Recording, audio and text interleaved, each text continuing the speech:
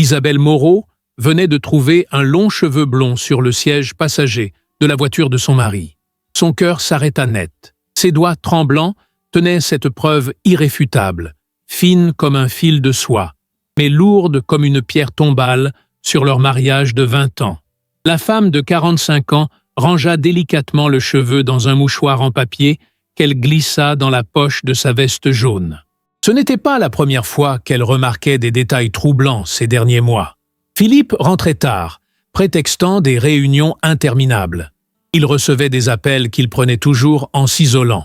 Son parfum avait changé subtilement, comme s'il était mélangé à une autre fragrance. Mais ce cheveu blond dans leur voiture, c'était différent.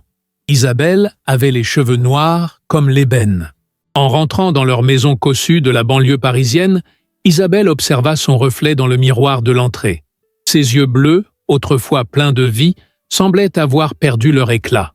Elle passa une main dans ses cheveux noirs ondulés et se demanda si Philippe la trouvait encore désirable après tant d'années ensemble. « Bonsoir, ma chérie », lança Philippe en entrant dans la cuisine où Isabelle préparait le dîner en silence. « Ça sent délicieux ». Isabelle força un sourire. À 48 ans, son mari était toujours séduisant avec ses cheveux poivre et sel et son allure distinguée de cadre supérieur. « Tu es rentré tôt aujourd'hui », remarqua-t-elle d'une voix qu'elle voulait détacher. « J'ai réussi à me libérer plus tôt », répondit-il en l'embrassant distraitement sur la joue. « Je vais prendre une douche. » Dès qu'il monta à l'étage, Isabelle sentit son cœur s'accélérer. Une impulsion soudaine la poussa vers la veste que Philippe avait négligemment jetée sur le canapé. Elle hésita un instant, puis plongea sa main dans la poche intérieure. Son téléphone professionnel n'y était pas. Étrange. Il l'avait toujours avec lui. Cela ne fit que renforcer ses soupçons. Ce soir-là, pendant que Philippe dormait profondément, Isabelle resta éveillée, fixant le plafond. Son instinct lui disait que quelque chose n'allait pas, mais elle avait besoin de preuves. Une semaine plus tard, l'occasion se présenta lorsque Philippe oublia son téléphone personnel, en partant travailler précipitamment. Les mains tremblantes, Isabelle déverrouilla l'appareil. Philippe n'avait jamais changé son code depuis des années, la date de leur mariage. Cette pensée lui serra le cœur, alors qu'elle commençait à fouiller dans ses messages. Et c'est là qu'elle les trouva. Des dizaines de messages échangés avec une certaine Céline. Des mots doux, des photos suggestives, des rendez-vous planifiés, notamment pendant les week-ends où Isabelle rendait visite à sa belle-mère, Françoise. « Vendredi prochain, viens à la maison. Elle sera chez ma mère tout le week-end », disait un message daté de la semaine précédente. Isabelle sentit ses jambes se dérober sous elle. Elle s'effondra sur le lit, le téléphone toujours à la main. Les larmes coulaient silencieusement sur ses joues, tandis qu'elle découvrait l'ampleur de la trahison. Non seulement Philippe la trompait, mais il faisait venir cette femme dans leur maison, dans leur lit. Un message particulier attira son attention. « Ta femme ne se doute de rien? Elle est vraiment naïve. » Et la réponse de Philippe. « Elle me fait une confiance aveugle. » Ces mots s'imprimèrent comme au fer rouge dans l'esprit d'Isabelle. La douleur laissa progressivement place à une colère froide, calculatrice. Elle prit plusieurs photos des conversations compromettantes avant de remettre le téléphone exactement où Philippe l'avait laissé. Ce soir-là, lorsque son mari rentra, Isabelle l'accueillit comme si de rien n'était. Elle sourit, prépara son plat préféré et parla de sa journée avec enthousiasme. Mais derrière ce masque de normalité, un plan se formait dans son esprit. « Au fait, » dit-elle innocemment pendant le dîner, « je pensais aller voir ta mère ce week-end. Ça fait longtemps que je n'ai pas passé du temps avec Françoise. » Philippe essaya de dissimuler son intérêt soudain. « C'est une excellente idée. Maman sera ravie. »« Tu ne veux pas venir avec moi ?» demanda Isabelle, connaissant déjà la réponse. « J'aurais adoré. Mais j'ai ce dossier important à terminer pour lundi. Je vais devoir travailler tout le week-end. » Isabelle hocha la tête, feignant la déception. « Je comprends. Le travail avant tout. » Dans sa tête, elle complétait sa phrase. « Et Céline, bien sûr. » Les jours suivants, Isabelle prépara minutieusement sa vengeance. Elle acheta une minuscule caméra qu'elle dissimula habilement dans leur chambre à coucher. Elle se procura également de puissants somnifères auprès d'une amie pharmacienne, prétextant des insomnies persistantes. La veille de son départ supposé, Isabelle prépara un magnifique gâteau au chocolat, la spécialité qu'elle réservait habituellement aux occasions spéciales. Elle y incorpora soigneusement les somnifères, en une dose suffisante pour plonger 2 personnes dans un sommeil profond, mais sans danger. « J'ai fait ton gâteau préféré », annonça-t-elle à Philippe en plaçant le dessert au réfrigérateur. « Pour te réconforter pendant mon absence. »« Tu es adorable », répondit-il en l'enlaçant, un geste qui la révulsait désormais. Le vendredi matin, Isabelle embrassa Philippe, fit semblant de charger sa valise dans la voiture et partit. Mais au lieu de prendre la route vers la maison de sa belle-mère, elle s'installa dans un petit hôtel à proximité, attendant patiemment que la nuit tombe. À 22 heures, elle se connecta à l'application de la caméra cachée sur son téléphone. Ce qu'elle vit confirma ses pires craintes. Philippe et une jeune femme blonde étaient dans leur salon, riant et sirotant du vin. La femme, Céline, sans doute, était séduisante, probablement dans la trentaine. Ils s'embrassaient sans retenue, comme si la maison leur appartenait. Isabelle observait la scène avec un mélange de dégoût et de fascination morbide. Son pouce caressait nerveusement l'écran de son téléphone, tandis qu'elle regardait cette femme blonde se déplacer dans sa maison avec une aisance révoltante. Céline Dubois, car c'était bien elle, semblait parfaitement à l'aise, comme si elle connaissait les lieux depuis toujours. « Tu veux du dessert ?» demanda Philippe en ouvrant le réfrigérateur. Isabelle a préparé son fameux gâteau au chocolat avant de partir. Céline laissa échapper un rire méprisant qui résonna comme une lame dans le cœur d'Isabelle. « Elle te prépare même des gâteaux avant de s'en aller ? Cette femme est vraiment pathétique. » Philippe sortit le gâteau et en coupa 2 généreuses parts. « Ne sois pas méchante. Elle est juste, prévisible. C'est encore pire ?» répliqua Céline en prenant une bouchée. « Je dois admettre que c'est délicieux. Au moins, elle sait faire quelque chose correctement. » Isabelle serra les poings si fort que ses ongles s'enfoncèrent dans ses paumes. Elle observa avec une patience calculée comment il dévorait chaque morceau du gâteau piégé, inconscient du plan qui se déroulait parfaitement. 1 heure plus tard, les effets des somnifères commencèrent à se manifester. Philippe bâillait fréquemment. Ses paupières devenaient lourdes. Céline, qui avait bu plus de vin que lui, luttait déjà pour garder les yeux ouverts. « Je me sens bizarre », marmonna Céline en se frottant les yeux. « Ce vin est plus fort que je ne pensais. » Philippe l'attira contre lui sur le canapé. « Montons nous coucher », suggéra-t-il d'une voix pâteuse. Isabelle les regarda tituber jusqu'à la chambre conjugale. Une vague de nausée la submergea lorsqu'ils s'effondrèrent sur le lit, son lit, sans même prendre la peine de se déshabiller complètement. En moins de 10 minutes, ils étaient tous deux plongés dans un sommeil profond. C'était le moment qu'elle attendait. Isabelle quitta l'hôtel et conduisit jusqu'à sa maison, le cœur battant à tout rompre. Elle entra silencieusement grâce à la clé qu'elle avait gardée. La maison était plongée dans une semi-obscurité inquiétante, uniquement éclairée par quelques lampes laissées allumées. Sur la table basse du salon, les assiettes à dessert vides témoignaient de leur gourmandise. Isabelle monta les escaliers sur la pointe des pieds, bien que cela ne soit pas nécessaire. Un éléphant aurait pu traverser la pièce sans réveiller les 2 amants, grâce à la puissance des somnifères. Elle pénétra dans la chambre, où Céline et Philippe dormaient profondément. La respiration lente et régulière de son mari lui était familière après 20 ans de mariage. Celle de Céline, plus légère, plus rapide, lui était étrangère et détestable. Avec des gestes mesurés, Isabelle sortit de son sac la tondeuse à cheveux qu'elle avait achetée spécialement pour l'occasion.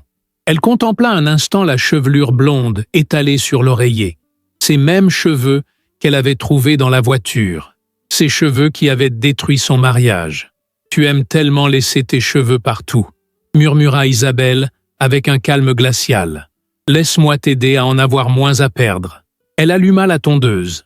Le bourdonnement semblait assourdissant dans le silence de la nuit, mais ni Philippe ni Céline ne bougèrent. Avec une précision chirurgicale, Isabelle commença à raser une large bande de cheveux au milieu du crâne de Céline, du front jusqu'à la nuque. Les mèches blondes tombaient silencieusement sur les draps, créant un contraste saisissant avec le tissu sombre.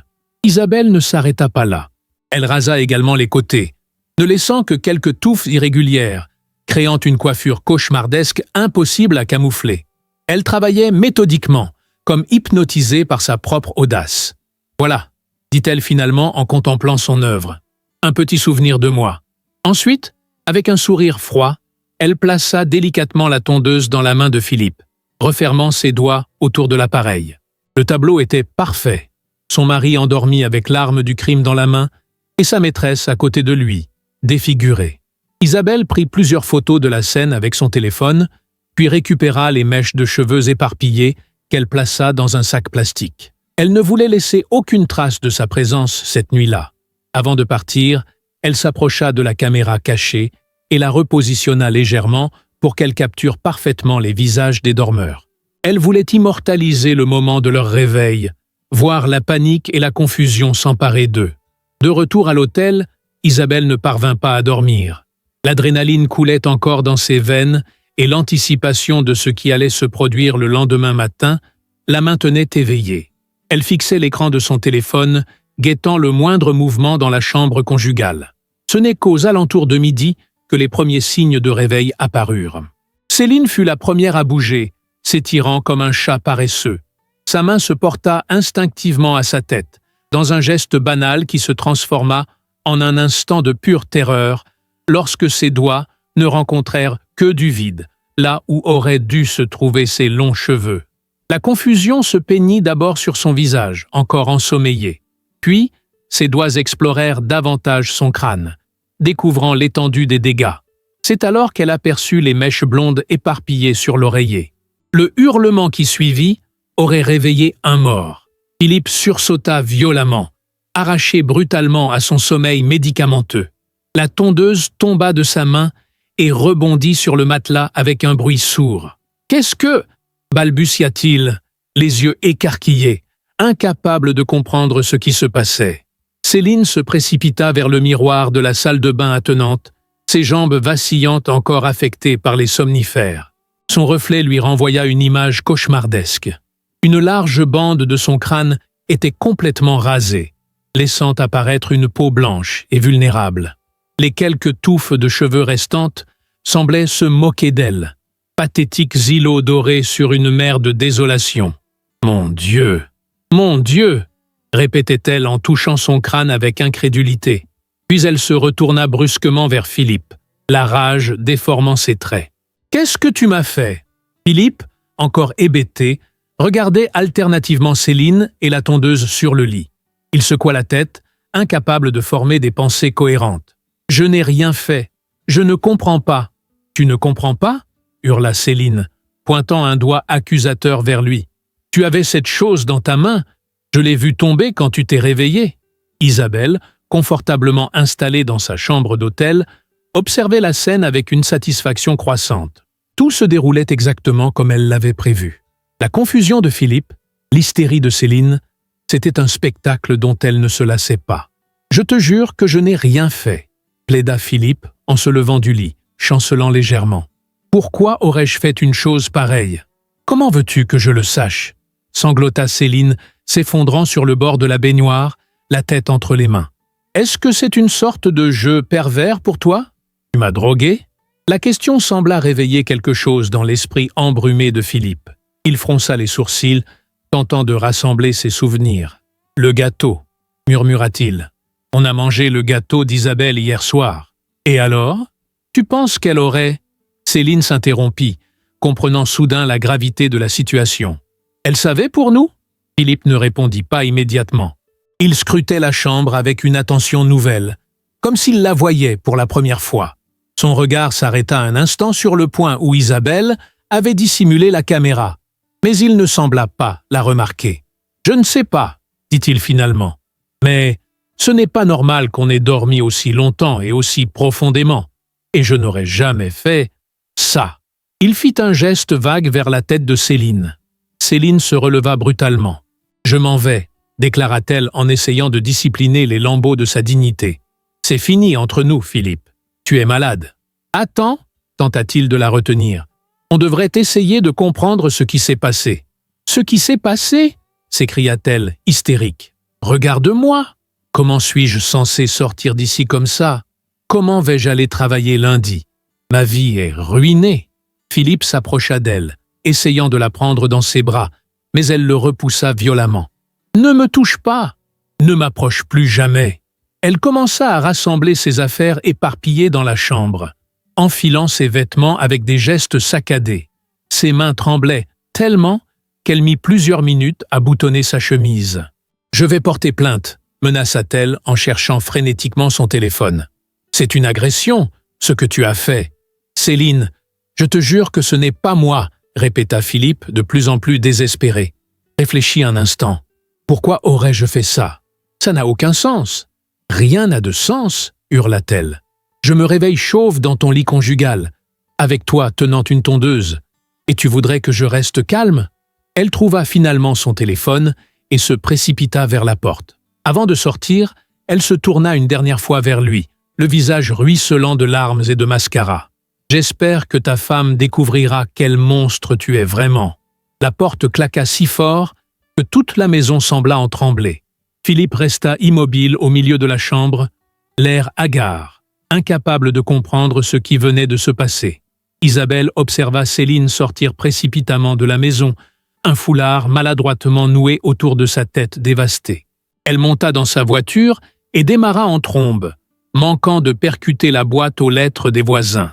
Philippe, resté seul, s'assit lourdement sur le lit, la tête entre les mains. Il remarqua alors les mèches de cheveux blonds éparpillées sur les draps. Il en prit une entre ses doigts, l'examinant comme si elle pouvait lui livrer la clé de ce mystère. Puis, comme frappé par une révélation soudaine, il se leva d'un bond et se dirigea vers le dressing qu'il partageait avec Isabelle. Il ouvrit frénétiquement les tiroirs, vérifia les placards. Tout semblait normal, parfaitement rangé comme toujours. Mais quelque chose le troublait. Il revint dans la chambre et examina plus attentivement la table de nuit d'Isabelle.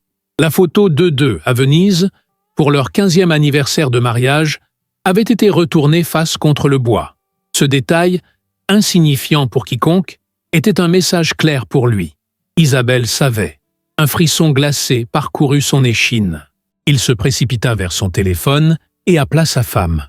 La sonnerie retentit plusieurs fois avant de basculer sur la messagerie. « Isabelle, » dit-il d'une voix blanche, « il faut qu'on parle.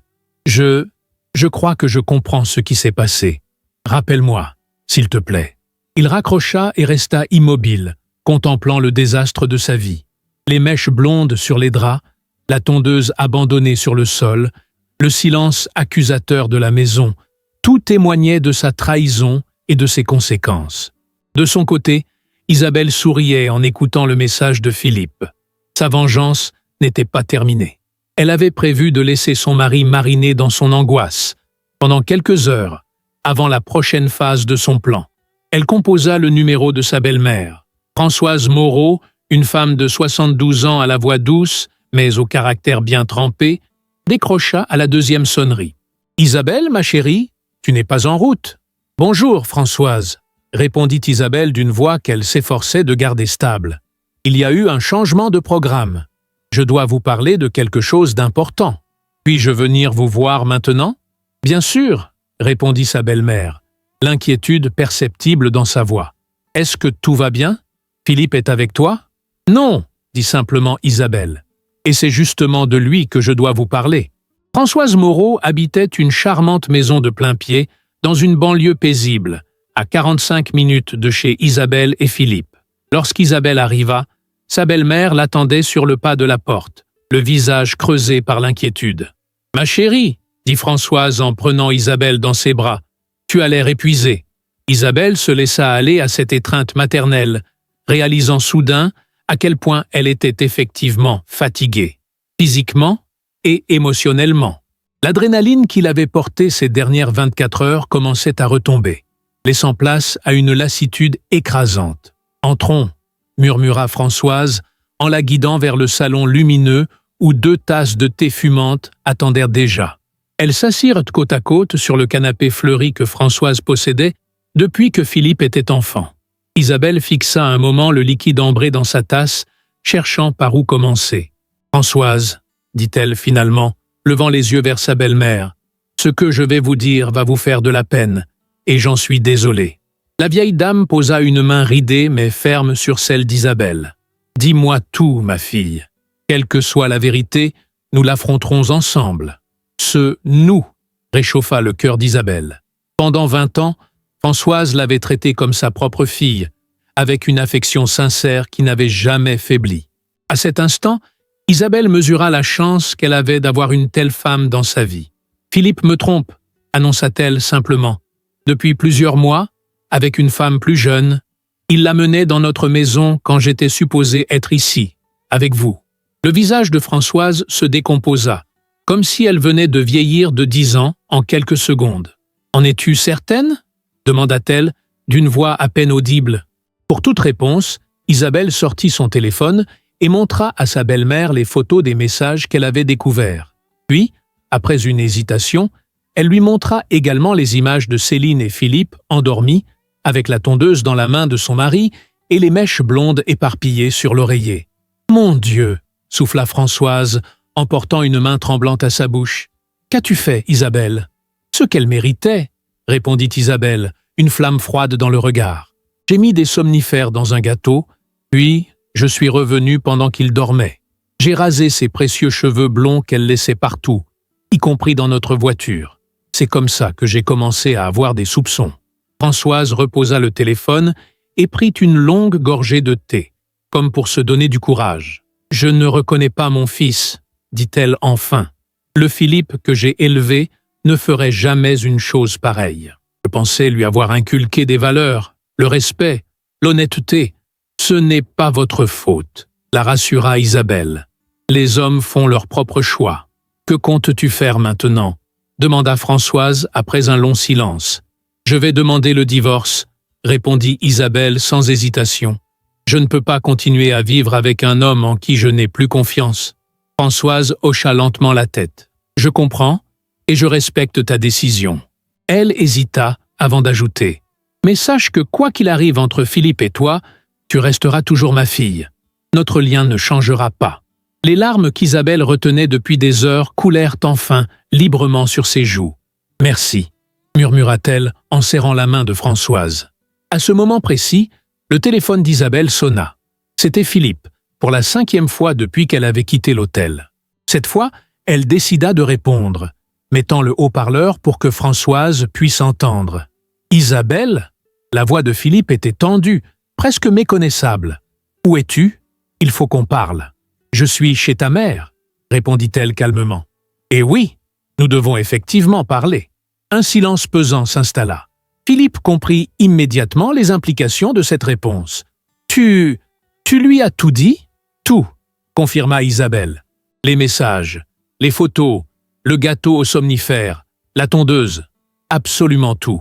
Je peux t'expliquer, » commença Philippe, mais Françoise l'interrompit. « Non, Philippe, » dit-elle d'une voix qui retrouvait sa fermeté d'antan. « Il n'y a rien à expliquer. Ce que tu as fait est impardonnable. Je pensais t'avoir élevé mieux que ça. »« Maman ?» La voix de Philippe se brisa sur ce mot. « Tu prends son parti ?»« Je prends le parti de la vérité, » répliqua Françoise. « Et la vérité est que tu as trahi ton épouse, que tu as menti, que tu as souillé ton foyer et déshonoré tes vœux de mariage. » Un sanglot étouffé se fit entendre à l'autre bout de la ligne. « Je suis désolé, » murmura Philippe, « tellement désolé. »« Les regrets viennent toujours trop tard, » dit Isabelle, retrouvant sa force. « Je rentrerai demain pour récupérer mes affaires. D'ici là, je te conseille de réfléchir à la façon dont tu veux que se passe notre séparation. Nous pouvons faire cela de manière civilisée, ou nous pouvons nous déchirer. Le choix t'appartient. »« Isabelle, je t'en prie, » supplia Philippe. « 20 ans de mariage ne peuvent pas se terminer comme ça. Ce ne sont pas mes actions qui y ont mis fin, » répondit-elle fermement. « Au revoir, Philippe. » Elle raccrocha, sentant un poids immense se lever de ses épaules. Pour la première fois depuis des jours, elle respira profondément, librement.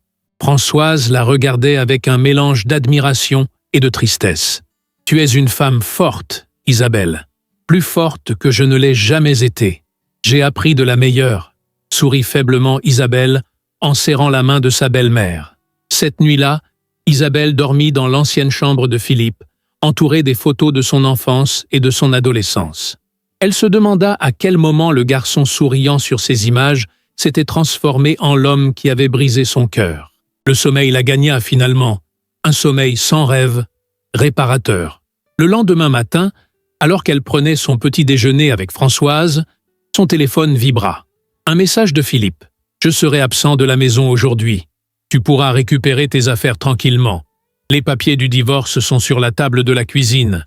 J'ai tout signé. Je ne te demande qu'une chose. Ne montre à personne les photos que tu as prises cette nuit-là. S'il te plaît. » Isabelle montra le message à Françoise, qui secoua la tête avec tristesse. Il a toujours été plus préoccupé par les apparences que par la réalité, commenta-t-elle. Veux-tu que je t'accompagne?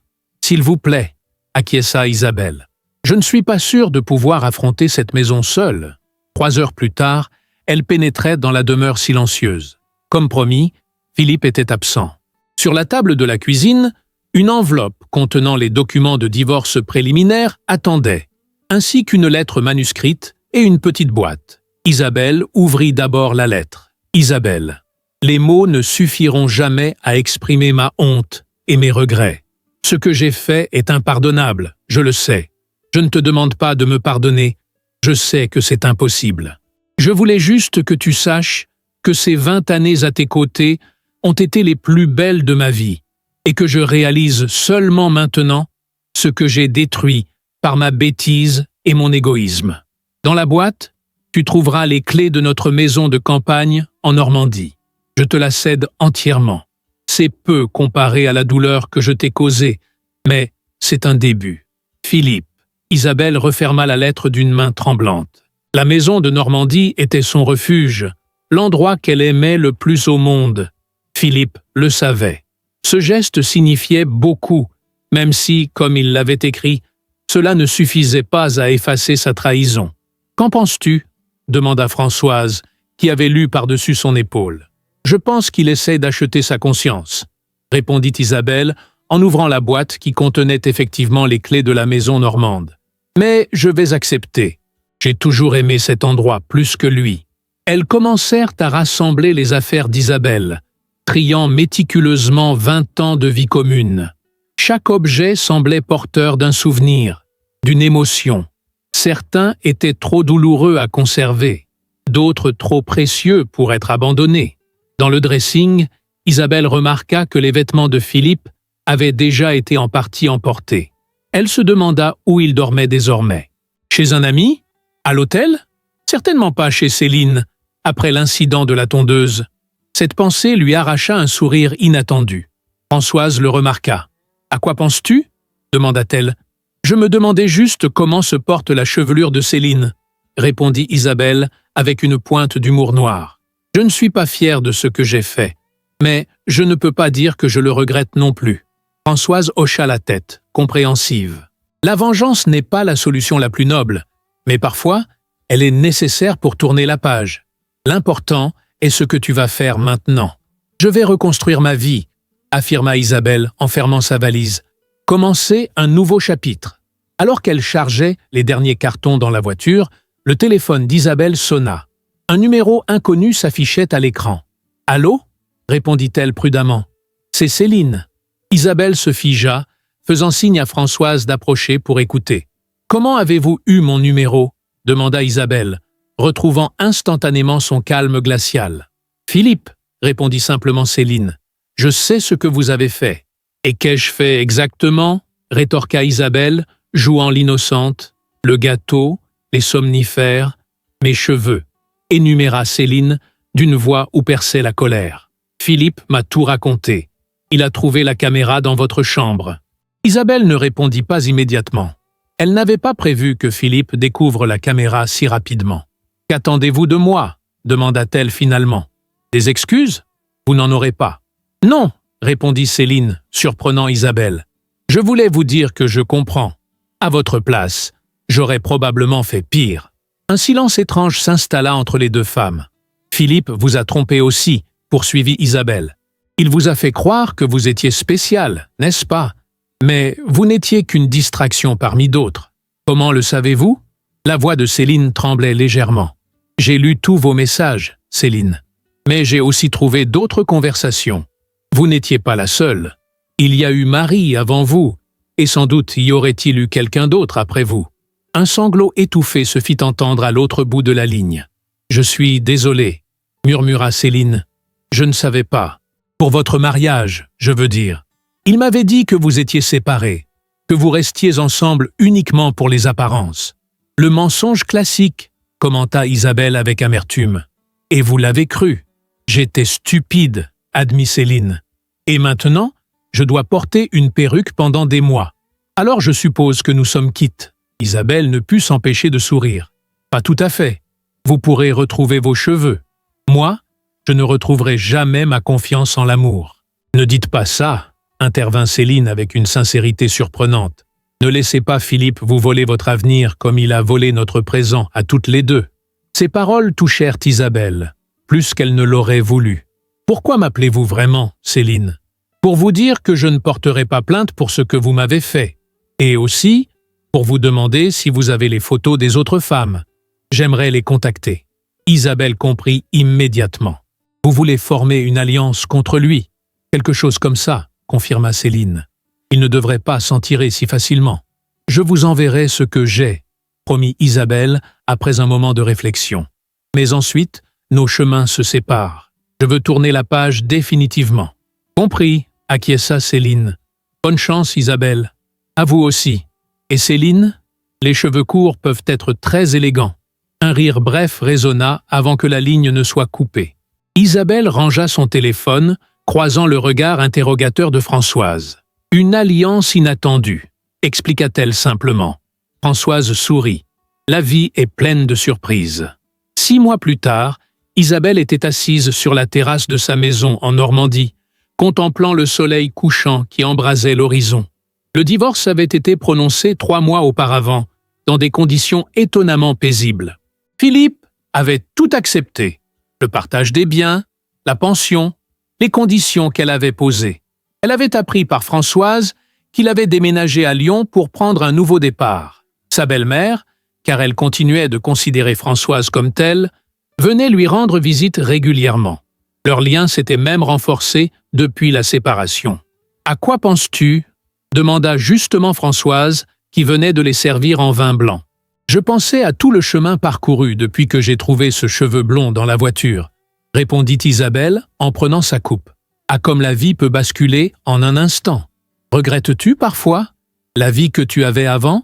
Isabelle réfléchit sincèrement avant de répondre. « Non, je regrette le temps perdu, les années passées avec un homme qui ne me respectait pas, mais pas la séparation en elle-même. » Françoise leva son verre. « À ton nouveau départ, alors. Et à notre amitié » compléta Isabelle en faisant teinter sa coupe contre celle de sa belle-mère. « La plus belle chose que ce mariage m'ait apportée. » Elles burent en silence, savourant la douceur du soir.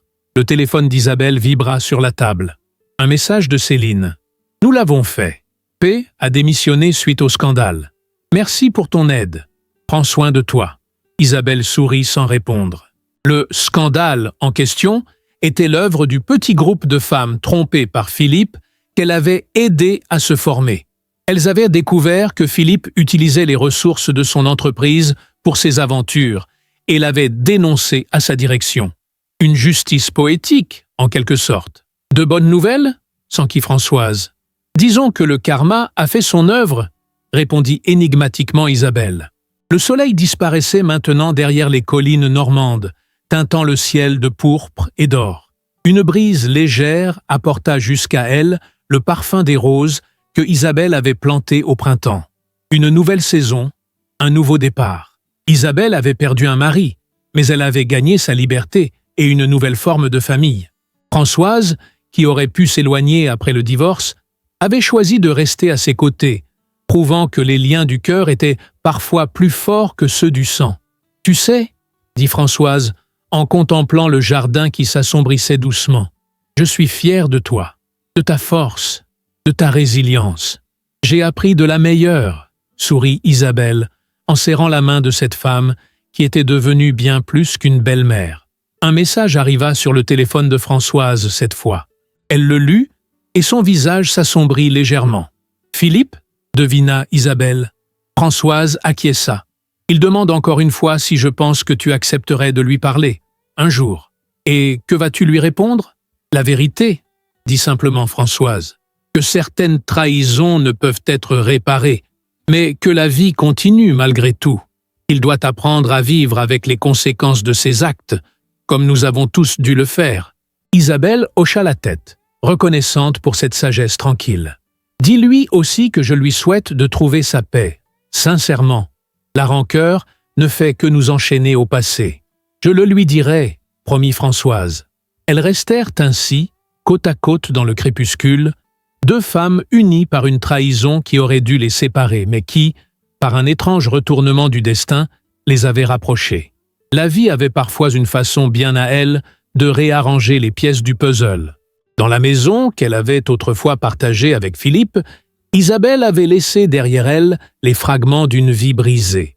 Mais ici, dans ce coin de Normandie, elle construisait jour après jour une nouvelle existence, plus authentique, plus fidèle à ses désirs profonds. Comme disait souvent Françoise, parfois, il faut que tout s'écroule pour pouvoir reconstruire sur des fondations plus solides. Et c'est exactement ce qu'Isabelle avait fait. Si vous êtes arrivé jusqu'ici, laissez votre like et abonnez-vous à la chaîne. Ce sont 2 clics pour vous, mais ils signifient beaucoup pour moi. Commentez ce que vous avez pensé de l'histoire. Merci du fond du cœur de m'avoir accompagné jusqu'ici. À bientôt.